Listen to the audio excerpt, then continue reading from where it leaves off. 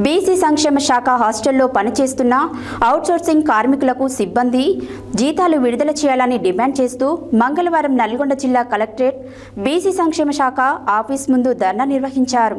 ఈ సందర్భంగా SC ST విద్యార్థి సంఘం తెలంగాణ రాష్ట్ర అధ్యక్షులు కట్టెల శివకుమార్ పాల్గొని మాట్లాడారు. బీసీ సంక్షేమ శాఖ హాస్టల్లో పనిచేస్తున్న అవుట్సోర్సింగ్ కార్మికులకు సిబ్బంది జీతాలు విడుదల చేయాలని డిమాండ్ చేస్తూ మంగళవారం నల్గొండ జిల్లా కలెక్టరేట్ బీసీ సంక్షేమ శాఖ ఆఫీస్ ముందు ధర్నా నిర్వహించారు.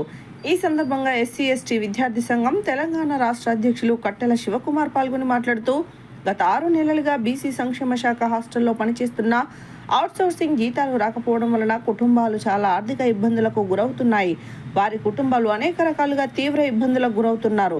ఇంతవరకు జీతాలు పడకపోవడం చాలా బాధాకరం. వెంటనే జిల్లా యంత్రాంగము వారి జిల్లాలో బీసీ సంక్షేమ శాఖ హాస్టల్లో వసతి గృహాల్లో పనిచేస్తున్న అవుట్సోర్సింగ్ కార్మికుల పెండింగ్లో ఉన్న వేతనాలు మొత్తం విడుదల చేయాలని, లేని ఎడల పెద్ద ఎత్తున ఉద్యమిస్తామని తెలిపారు. ఈ కార్యక్రమంలో జిల్లా కో కన్వీనర్ వినోద్ చారి, జిల్లా కన్వీనర్ అల్లంపల్లి కొండన్న, రాష్ట్ర కోఆర్డినేటర్ బాకీ తారుణ్, జిల్లా working president Ongole Sunil, hostel workers సిబ్బంది ఐనగో లోడంగి యాదమ్మ, అలివేలు, నకరికంటి లక్ష్మమ్మ, లక్ష్మీ కాంతమ్మ, శివశంకర్, రవి నాయక్, హంసమ్మ, జి యాదమ్మ, దేవయ్య, రేణుక, దేవయ్య, పద్మ, అనిల్, సురేందర్ నాయక్ తదితరులు పాల్గొన్నారు. విడుదల చేయాలి హాస్టల్ వర్కర్స్ జీతం వెంటనే. విడుదల చేయాలి హాస్టల్ వర్కర్స్ జీతం వెంటనే. విడుదల చేయాలి హాస్టల్ వర్కర్స్ జీతాలు వెంటనే. న్యాయం చేయాలి హాస్టల్ వర్కర్లకి, న్యాయం చేయాలి హాస్టల్ వర్కర్స్ కి, న్యాయం చేయాలి హాస్టల్ వర్కర్స్ కి. విడుదల చేయాలి హాస్టల్ వర్కర్స్ జీతాలను విడుదల చేయాలి. మరి నల్గొండ జిల్లా కలెక్టరేట్ నందు మరి బీసీ వసతి గృహాల్లో మరి డైలీ వైజ్ వర్కర్స్గా చేస్తున్న మరి మా అక్కలు, చెల్లెళ్ళు, అన్నలు, తమ్ముళ్ళకి గత 6 నెలలుగా మరి జీతాలు రాకపోవడం చాలా బాధాకరం. మరి రాష్ట్ర ప్రభుత్వం వెంటనే వాళ్ళకి రావాల్సిన 6 నెలల జీతాలను మరి విడుదల చేయాలి.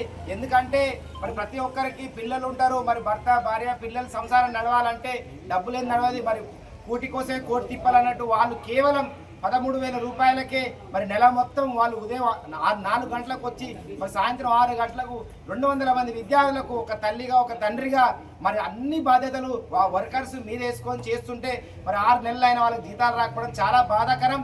వెంటనే జిల్లా కలెక్టర్ గారు మరి బీసీ వెల్ఫేర్ డిపార్ట్మెంట్లో పనిచేస్తున్న హాస్టల్ వర్కర్స్కి మరి జీతాలు అందే విధంగా బడ్జెట్ వాళ్ళకి వెంటనే 6 నెలల జీతాలు వేసి, అదేవిధంగా సమాన పనికి సమాన వేతనం అన్నట్టు డాక్టర్ బిఆర్ అంబేద్కర్ గారు చెప్పినట్టు వాళ్ళు సుమారుగా 12 గంటలు ఇవాళ మరి ఉదయం టిఫిన్ కానీ, మధ్యాహ్నం భోజనం కానీ, రాత్రి భోజనం కానీ 200 మందికి ఈరోజు వాళ్ళు భోజనాలు ఏర్పాటు చేసి అన్నం వండి వాళ్ళకి సేవ చేస్తారంటే అది ఎంతో చాలా గొప్పది. ఇలా మామూలుగా బయట ఒక నిరుద్యోగి ఒక బయట స్కూళ్ళలో, హాస్టల్లో, కాలేజీలో పనిచేస్తే 10,000 ఇస్తే వాళ్ళు 200 మంది విద్యార్థులకు మరి ఈరోజు వారు వసతులు ఏర్పాటు చేస్తారంటే అది ఎంత గొప్ప విషయం. కావున వారికి కూడా మరి సమాన పనికి సమాన వేతనం కాల రోజుకి 1000 రూపాయలు చొప్పున మరి 30,000 రూపాయల మినిమం శాలరీ వాళ్ళకి రాష్ట్ర ప్రభుత్వం ఇవ్వాలి.